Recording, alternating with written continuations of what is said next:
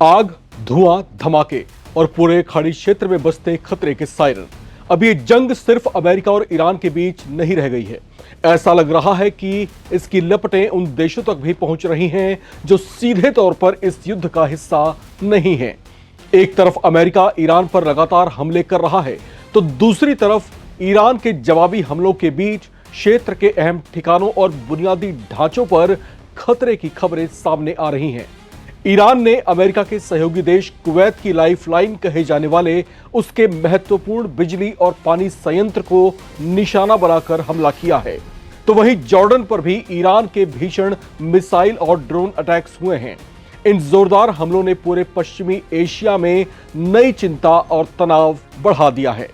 सोचिए, जिस देश की लाखों लोगों की पानी की आपूर्ति ऐसे संयंत्रों पर टिकी हो, वहां अगर ऊर्जा और जल सप्लाई रिसोर्सेज पर असर पड़े तो हालात कितने गंभीर हो सकते हैं। क्या यह केवल सैन्य जवाबी कार्रवाई है या क्षेत्रीय दबाव बढ़ाने की रणनीति, और अमेरिका ने इसके जवाब में क्या कदम उठाए? अगले कुछ मिनटों में आपको दिखाएंगे कि कुवैत की यह घटना क्यों इतनी अहम मानी जा रही है, अमेरिका ने नया मिलिट्री ऑपरेशन क्यों शुरू किया, खाड़ी क्षेत्र में तनाव किस स्तर तक पहुंच चुका है, और आखिर इस संघर्ष का असर पूरे पश्चिम एशिया और दुनिया की अर्थव्यवस्था पर कैसे पड़ सकता है। इसलिए वीडियो को अंत तक जरूर देखिए। अमेरिका और ईरान के बीच बढ़ता संघर्ष अब एक नए और ज्यादा खतरनाक मोड़ पर पहुंचता दिखाई दे रहा है। हालिया घटनाक्रमों में सैन्य ठिकानों के साथ साथ महत्वपूर्ण सिविल इंफ्रास्ट्रक्चर को लेकर भी गंभीर दावे सामने आए हैं। इसी बीच कुवैत के Al Subiya power generation and water desalination plant के आसपास विस्फोट और आग लगने की खबरों ने पूरी खाड़ी क्षेत्र में चिंता बढ़ा दी है। कुवैत के रक्षा मंत्रालय के प्रवक्ता मेजर जनरल सऊद अब्दुल अजीज अल ओतैबी ने कहा कि पूरे देश की एयर डिफेंस सिस्टम लगातार हवाई खतरों पर अपनी नजरें रखे हुए है और कुवैत की ओर बढ़ रही मिसाइलों को बीच रास्ते में ही इंटरसेप्ट कर नष्ट किया जा रहा है। कुवैत का आरोप है कि ईरान जानबूझकर उसके नागरिक संसाधनों को बर्बाद करने की कोशिश कर रहा है। अगर कुवैत की बात करें तो यह देश अपनी पेयजल जरूरतों के लिए बड़े पैमाने पर डिसैलिनेशन प्लांट पर ही निर्भर करता है, यानी समुद्र के खारे पानी को मीठा बनाकर लोगों तक पहुंचाया जाता है। ऐसे में अगर किसी भी कारण से इन संयंत्रों का संचालन प्रभावित होता है तो उसका असर केवल बिजली उत्पादन तक सीमित नहीं रहेगा, बल्कि लाखों लोगों की जल आपूर्ति भी प्रभावित हो सकती है।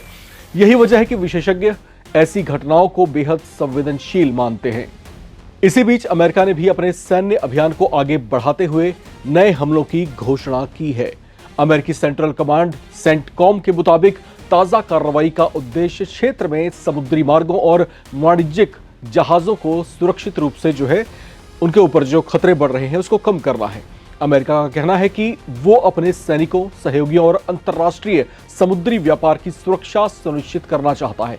लेकिन बड़ा सवाल यही है कि अगर इस संघर्ष का दायरा लगातार बढ़ता गया तो सबसे ज्यादा नुकसान किसे होगा? जवाब है पूरे खाड़ी क्षेत्र को, क्योंकि यही इलाका दुनिया के सबसे बड़े तेल और गैस निर्यात का केंद्र है। अगर यहां पर ऊर्जा संयंत्र, जल परियोजनाएं या समुद्री मार्ग प्रभावित होते हैं तो असर सिर्फ मिडिल ईस्ट तक सीमित नहीं रहेगा। तेल की कीमतों से लेकर वैश्विक व्यापार और कई देशों की अर्थव्यवस्थाओं तक इसका प्रभाव महसूस किया जा सकता है। मिलिट्री एनालिस्ट का मानना है कि आज की आधुनिक लड़ाइयां केवल मोर्चे पर नहीं लड़ी जाती हैं। अब रणनीतिक महत्व के ऊर्जा केंद्र, संचार व्यवस्था, जल आपूर्ति और आर्थिक ढांचे भी संघर्ष का हिस्सा बन सकते हैं। यही वजह है कि दुनिया की नजर अब सिर्फ अमेरिका और ईरान पर नहीं, बल्कि पूरे वेस्टर्न एशिया के बदलते हालात पर टिकी हुई है। अब देखना होगा कि आने वाले दिनों में हालात बातचीत की दिशा में बढ़ते हैं या फिर सैन्य तनाव और ज्यादा गहरा होता है, क्योंकि अगर यह संघर्ष और फैलता है तो इसका असर दुनिया के करोड़ों लोगों तक पहुंच सकता है। अब चलते चलते कुछ सवाल नवभारत टाइम्स के आप तमाम दर्शकों से। आपको क्या लगता है, क्या यह संघर्ष अब पूरे पश्चिम एशिया को अपनी चपेट में ले सकता है? और क्या इस संकट का समाधान सैन्य कार्रवाई से निकलेगा या कूटनीतिक बातचीत से? कमेंट करके अपनी राय जरूर शेयर करें और देखते रहें नवभारत टाइम्स।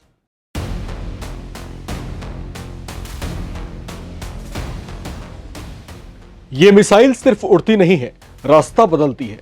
रडार को चकमा देने की क्षमता के दावों के साथ आसमान में अचानक दिशा बदलने की बात, और यही वजह है कि इसका नाम सामने आते ही दुनिया के बड़े बड़े डिफेंस एक्सपर्ट्स की नजरें इस पर टिक गई हैं।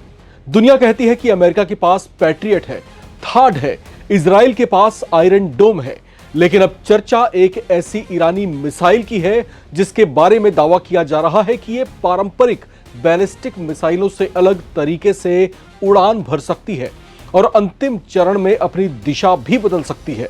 आखिर क्या है इस मिसाइल का राज? क्या यह सिर्फ ईरान का मनोवैज्ञानिक दबाव बनाने वाला हथियार है, या फिर सचमुच ऐसी तकनीक जिसने दुनिया की सबसे आधुनिक एयर डिफेंस प्रणालियों को नई चुनौती दे दी है? इसकी रेंज कितनी है, इसकी रफ्तार कितनी है, और आखिर खैबर शेकन नाम का मतलब क्या है? इस रिपोर्ट में हम आपको दिखाएंगे कितनी बड़ी कयामत है ईरान की खैबर शेकन मिसाइल। इसकी तकनीक, इसकी ताकत के आगे अमेरिका और इजराइल की मिसाइलें कैसे गश्त खा जाती हैं, और आपको यह भी बताएंगे कि आखिर क्यों इसके नाम की चर्चा पूरे मिडिल ईस्ट से लेकर वॉशिंगटन तक हो रही है। अमेरिका और ईरान के बीच बढ़ते तनाव के साथ अब जंग सिर्फ मिसाइलों की नहीं बल्कि तकनीक की लड़ाई बनती जा रही है। एक तरफ दुनिया के सबसे आधुनिक एयर डिफेंस सिस्टम है, दूसरी तरफ ईरान लगातार ऐसी मिसाइलें और ड्रोन दिखा रहा है जिनके बारे में दावा किया जाता है कि उन्हें रोकना पहले से ज्यादा मुश्किल हो सकता है। इन्हीं हथियारों में सबसे ज्यादा सुर्खियां बटोर रही है खैबर शेकन मिसाइल। ईरान ने इस मिसाइल को पहली बार साल 2022 में दुनिया के सामने पेश किया था। यह सॉलिड फ्यूल बैलिस्टिक मिसाइल है। सॉलिड फ्यूल का सबसे बड़ा फायदा यह है कि लॉन्च की तैयारी में कम समय लगता है, यानी अगर आदेश मिला तो कुछ ही समय में इसे दागा जा सकता है। यही वजह है कि सैन्य विशेषज्ञ इसे तेज प्रतिक्रिया देने वाले हथियारों में गिनते हैं।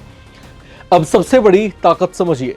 रिपोर्ट्स के मुताबिक इसकी रेंज करीब 1450 किलोमीटर है, यानी ये पश्चिम एशिया के बड़े हिस्से तक पहुंच सकती है। लेकिन सिर्फ दूरी ही इसकी पहचान नहीं है। असली चर्चा इसकी MARV यानी मैन्यूवरेबल री एंट्री व्हीकल क्षमता को लेकर होती है। दावा किया जाता है कि लक्ष्य की ओर बढ़ते समय इसका वॉरहेड सीमित स्तर पर दिशा बदल सकता है। यही कारण है कि इसे पारंपरिक बैलिस्टिक मिसाइलों से अलग माना जाता है। हालांकि किसी भी एयर डिफेंस सिस्टम के खिलाफ इसकी वास्तविक क्षमता युद्ध की परिस्थितियों पर निर्भर करती है। एक और बात इसे खास बनाती है, खैबर शेकन को बड़े और स्थायी मिसाइल बेस से ही नहीं बल्कि मोबाइल लॉन्चर से भी दागा जा सकता है, यानी इसे अलग अलग जगहों पर तेजी से तैनात किया जा सकता है। इससे दुश्मन के लिए पहले से इसकी सटीक लोकेशन का पता लगाना कठिन हो सकता है। यही वजह है कि आधुनिक युद्ध में मोबाइल मिसाइल सिस्टम को बेहद महत्वपूर्ण माना जाता है। रिपोर्ट्स के मुताबिक इस मिसाइल में आधुनिक गाइडेड सिस्टम का इस्तेमाल किया जाता है, जिससे इसकी सटीकता बढ़ाने का दावा किया जाता है। इसका वॉरहेड करीब 500 से 550 किलोग्राम तक का बताया जाता है। वहीं अंतिम चरण में इसकी गति भी काफी तेज हो सकती है। तेज रफ्तार और उड़ान के अंतिम चरण में संभावित बदलाव जैसी खूबियों की वजह से इसे लेकर लगातार चर्चा बनी रहती है। अब सबसे बड़ा सवाल, क्या यह मिसाइल वाकई पैट्रियट, थाड या अन्य आधुनिक एयर डिफेंस सिस्टम के लिए बड़ी चुनौती है? सोशल मीडिया पर कई बड़े बड़े दावे किए जाते हैं, लेकिन सैन्य विशेषज्ञ कहते हैं कि किसी भी मिसाइल और किसी भी एयर डिफेंस सिस्टम की असली परीक्षा युद्ध के मैदान में होती है। इंटरसेप्शन कई बातों पर निर्भर करता है। मिसाइल की उड़ान, हमले का तरीका, इलेक्ट्रॉनिक वॉरफेयर, लक्ष्य की दूरी और उस समय मौजूद रक्षा व्यवस्था। इसलिए किसी एक दावे के आधार पर अंतिम निष्कर्ष निकालना सही नहीं होगा। अब बात इसके नाम की। खैबर शेकन का मतलब होता है खैबर को तोड़ने वाला। ईरान ने इस नाम को ऐतिहासिक और प्रतीकात्मक महत्व के साथ चुना है, यानी ये सिर्फ एक हथियार नहीं बल्कि एक राजनीतिक और वैचारिक संदेश भी माना जाता है। आधुनिक युद्ध में हथियारों के नाम भी कई बार रणनीति का हिस्सा बन जाते हैं। आज दुनिया जिस तेजी से बदल रही है उसी तेजी से हथियार भी बदल रहे हैं। पहले लड़ाई सिर्फ टैंक और लड़ाकू विमानों की होती थी, अब मुकाबला है smart missile versus smart air defence. एक तरफ नई मिसाइलें बन रही हैं तो दूसरी तरफ उन्हें रोकने के लिए और उन्नत तकनीक विकसित की जा रही है, यानी हथियारों की ये दौड़ अभी थमने वाली नहीं है। यही वजह है कि खैबर शेकन जैसी मिसाइलें सिर्फ ईरान की ताकत का प्रदर्शन नहीं बल्कि पूरे क्षेत्र के सुरक्षा समीकरण पर चर्चा का विषय बन जाती हैं। हर नई तकनीक के साथ दूसरे देशों को भी अपनी रक्षा रणनीति बदलनी पड़ती है और यही कारण है कि पश्चिम एशिया में मिसाइल तकनीक आने वाले समय में सबसे बड़ा रणनीतिक मुद्दा बन सकती है। अब चलते चलते कुछ सवाल नवभारत टाइम्स के आप तमाम दर्शकों से। आपको क्या लगता है, क्या भविष्य के युद्धों में मिसाइल तकनीक एयर डिफेंस सिस्टम से आगे निकल जाएंगी? क्या पश्चिम एशिया में हथियारों की यह नई दौड़ दुनिया को और बड़े संकट की ओर ले जा रही है? कमेंट करके अपनी राय जरूर शेयर करें। चैनल को सब्सक्राइब करें ताकि आप ना रहे किसी खबर से बेखबर। देखते रहें नवभारत टाइम्स।